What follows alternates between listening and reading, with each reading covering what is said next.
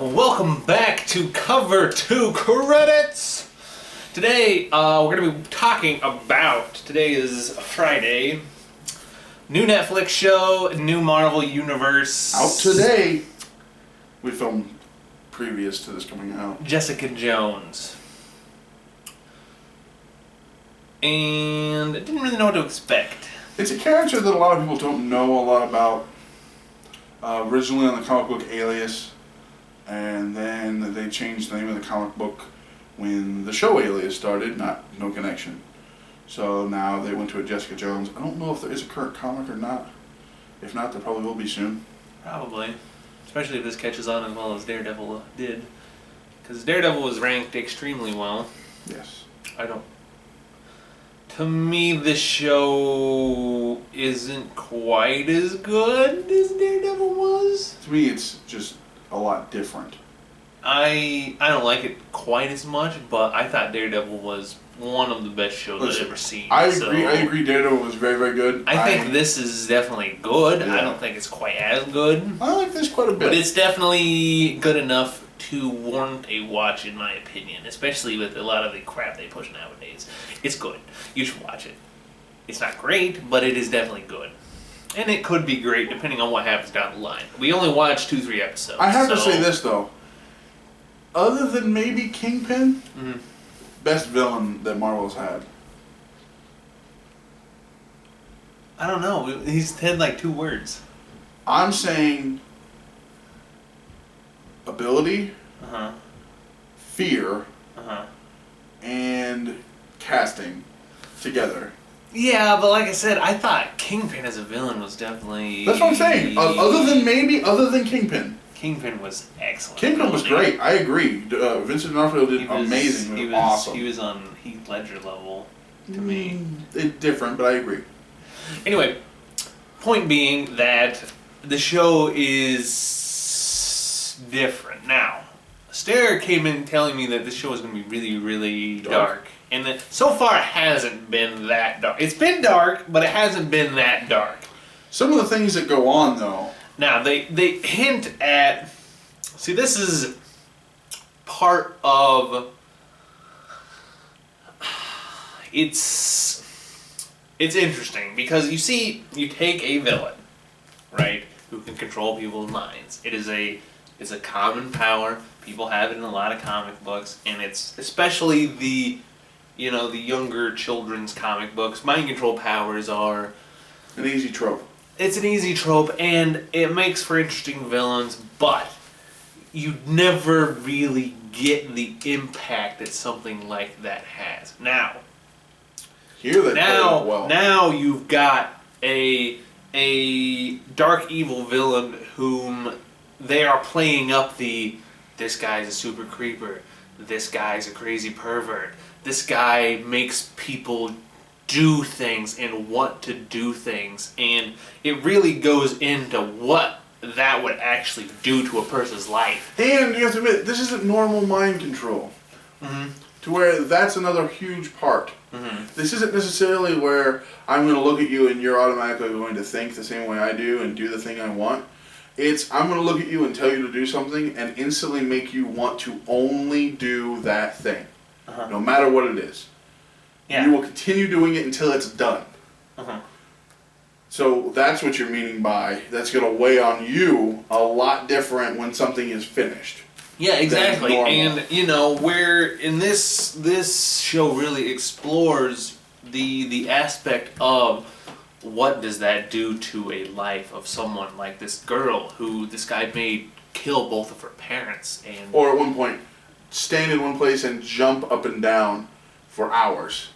And what does that do to a person? What does that do to your mind? And how does that impact you when you're afraid to go outside, when you're afraid to talk to people, and you see this superhero in this girl who is... She's a drunk. She's completely just... she's living in this slum apartment next to a freaking junkie, and her life is off the rails because she can still hear this guy whispering in the back of her mind, and she sees him when he's not there. It's a very much a PTSD for... It's very much so. You see And that. her life is in shambles because of this guy, and you see the fallout of that, and you see this trail of just broken people that he has done these things to, and it's just awful. And you don't get that level of just awfulness in a lot of superhero shows. It's very psychologically bending because, like I told Kevin while watching this, the problem we have now as viewers and they have in the show is you never know who's telling the truth and who's been affected. And because of that, it makes everything you have to think of, you have to double everything. You have to think of it twice. Because is this the truth or is this something that he wants to manipulate? And because of that, you're like, everything, it makes you think so much more, and I like that. Yeah, it makes, like I said, it's a very Cerebral. different sort of, like, when they started Daredevil, they said, we're going to make these a lot darker than the Avengers. We're going to make it a lot darker than what most people have ever seen out of superhero stuff. Or a show in general. Or shown in general. And this is equally as dark, but it's a different sort of darkness. Yeah, I was going to say, her life where Daredevil literally was a lot of playing with light and shadow, we talked about that, where things were dark and the content, violence, was dark. Yeah, I mean, the fight scenes were just brutal. Oh, yeah. And I mean, and if you've seen the series, he's torturing people, and If it was you've that seen the kind series, of dark. But I'll this say- is a whole cerebral sort of. It's a whole different sort of really screwed up and awful. in Daredevil, the epitome of how dark they got, I'm just going to say car door. That's all I have to say for you to understand that that's how far they got. If you know what I'm talking about, that makes perfect sense. If you don't, be wary. Watch a few of the third episode, something like that. Yeah, watch first 3 episodes of Daredevil. You'll get hooked either way. This though, one thing that I point out to Kevin, where Daredevil played with light and dark a lot, shadow and light and weird, mainly because the main character was blind, but that they did a lot. This plays with perspective, even on the camera. Every time you see a through shot, they always make sure to change your focus. And it's not like, well, because the main character is walking back. No, this is a through shot where no one's walking that's important through it. It's just an area they're looking at, and it's blurry and focused every single time. Now that's something that's different because normally they'll show like the skyline and the birds, and then you'll hear somebody start talking and the scene will start. You know what I mean? Here though, no sound sometimes. You may hear some people walking, and then they're looking at the skyline, and it's like weirdly focused, and like they keep doing this perspective they keep thing. doing the weird, like the focus shift. Yeah. Where it makes it cool. But like I said, to get off of our tangent, which was off of another tangent. We do that. The point being that it's more cerebral than most of the stuff you've seen, and it really explores the fallout of what happens to these people who get affected by these things in certain ways. And it's like, she's literally sleeping with a guy whom she crushed the chest of his ex-wife because this guy told her to. Yeah, and they haven't really got into that yet, but I think that'll be soon. I think the casting's good. I like the main character. The fact that they casted Luke Cage. Carrie-Anne Moss is always a good actress. The girl they have playing Trish, she seems to be pretty good, and she becomes another superhero, I think. However, the main character, Kristen Ritter, played Jessica Jones, to me has done great. She's played it very well. I like the character. Again, fear is so much of this series so far. And she does that very, very well. Because sometimes people can't show that well. She does that very well. And so do the other people that are involved with him in the season so far. And I like that.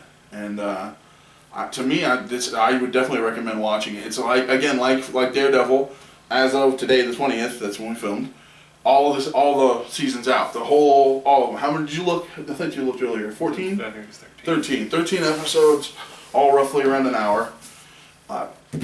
I liked it a lot. So far, what do you think? Recommendation? I definitely give it a recommendation. I would. I'm not gonna give it a rating until the season's over. I but, agree. I'm not gonna rate it either. I will say this. It's to me, it's a good show, but it's not quite a great show yet. It could be. It might get depends on where better. things It go. might get worse. But if it stays where it is, it's gonna be a Middle of the good road. show. To me, I think. Not middle of the road. It's definitely better Better than than middle that. of the road. To but me, it's good. I think this is going to be. I think I could already say it's going to be a good show because of the relationship between the main character and the villain, and the relationships that are around that, and the way, as my voice cracks, the way the fear is in play and things like that. I haven't seen that in many shows, and that to me by itself is a win for Marvel already. That they're showing, because think of any of the Marvel movies. Have you been afraid of any character? Has anybody been afraid of any of the bad guys? Maybe Ultron. Not even. I mean, they were a little, but not really. I mean, Loki. Nah. I think they'll be afraid of Thanos, but that's besides the point. This is definitely worth watching, and it'll be interesting to see if this comes. And same with Daredevil, if they tie any of those two characters or three now into something else. Yeah, I agree. There a lot of violence, not necessarily like uber violent. Some psychological violence, though.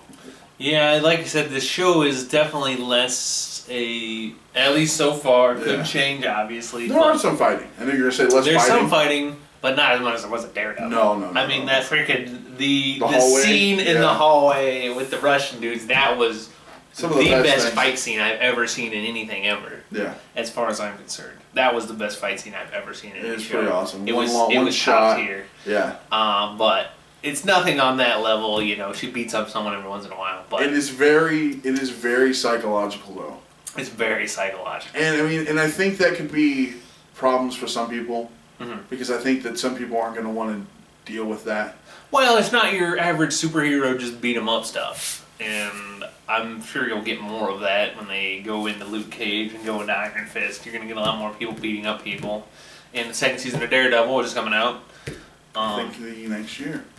And like I said, that'll be a lot more beating people up. But this is more cerebral. So the only warning I would have is if you have issues with mental abuse.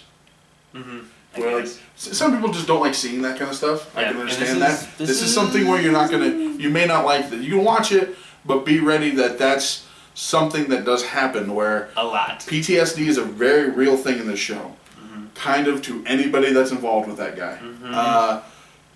And I mean, like I said, the show is good. There is some. It's not gratuitous, but there is some sex involved. There's a lot of sex. It's not gratuitous. It's Marvel though, so Yeah, it is, but it's not.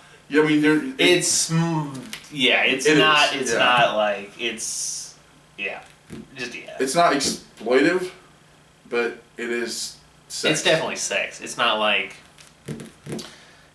the scene in 300. No, It's not there. No, it's not. But it's that- yeah. it's a lot more. I guess humorous. It's the would be Marvel. It's the Marvel. Yeah, it's the Marvel it's, version. It's Marvel sex, Yeah. really. To where this is as much as they could get away with without probably changing a rating. As an Netflix, they don't have to have a rating. You know what I mean, though. Yeah. That's what they would think of in theory. This is as far as they could go without having to change a rating. Yeah. So And it's like I said, it's it's a good. good show. The effects they've used, pretty good. And like I said, we're only on episode 3. There's still 10 left, so it could end up being great. It could end up being average, but I'm guessing it's going to stick somewhere around a good show. I think, depending on what they do with the Purple Man, I think this could end up being great. All right, Stare. We will see. Stare wants it all, but we will see. We will see. So that's pretty much all we got for Jessica Jones. It is Before we now on forget- Netflix. 21. Before we forget, there's a holiday this week. Oh, there is indeed. So from both of us here at Cover the Credits, we, one, wish everybody safe travels during Thanksgiving, because we all know that's a pain. And two, wish everybody a happy Thanksgiving. Happy Thanksgiving from Cover to Credits. And until next time, Thanks for staying until after the credits.